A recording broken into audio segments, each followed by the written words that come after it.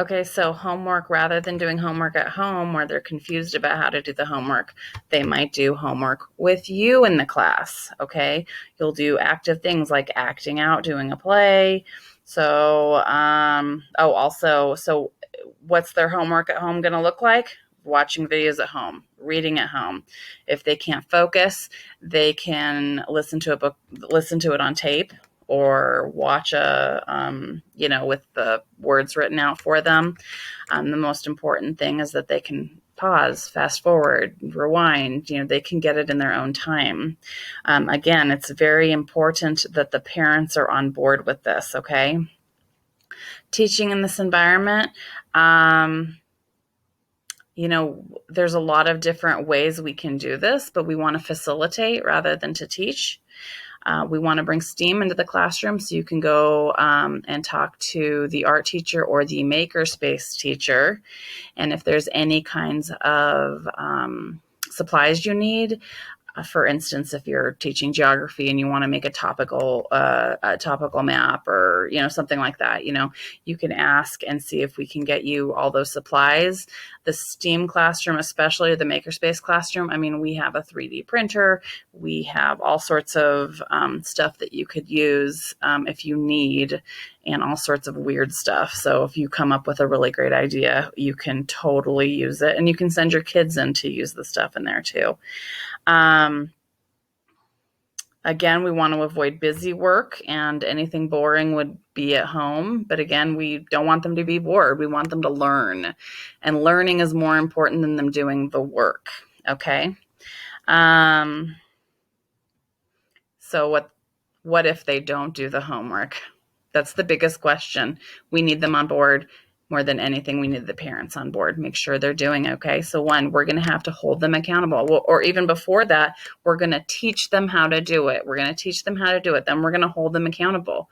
They have to take those notes when they're at home or something like that, so that when they come to school, they did the work. Okay. You're going to have to grade them on it. Now, they shouldn't have to turn in their notes because you want them to keep their notes. However, maybe you quiz them on the notes. Okay.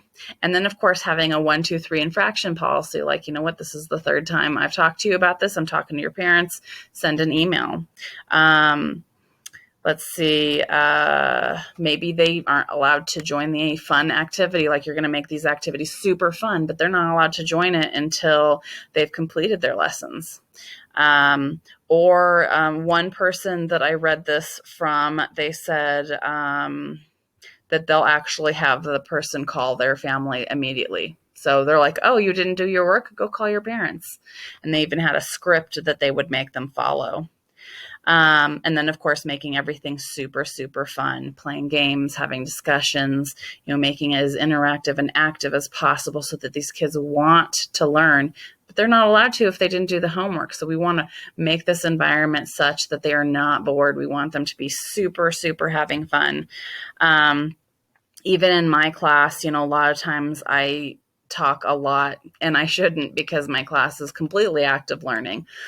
So I can send home videos of just, this is how we're going to do X, Y, and Z.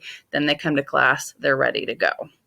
I also have other ideas and examples. You can look up flipped classroom. You can look up active learning in the classroom. We have a few ideas here, and then here is a Pinterest board where I have just accumulated a lot of information that we put into this, as well as more. And you really, obviously, depending on what you're teaching, it could be a lot different. But it can be really fun. So we want to have a fun school year where the kids are enjoying themselves and learning a lot, and not bored. And again, we just want them to learn and really learn in the most active way possible. We want them to use their senses, their visual, their, using their kinesthetic stuff, that kind of stuff, audio, all the different ways, as much as possible. And most of this we usually gear towards elementary, but at our school, we're trying to really our goal is to send it out for secondary also, because it's not just an elementary thing.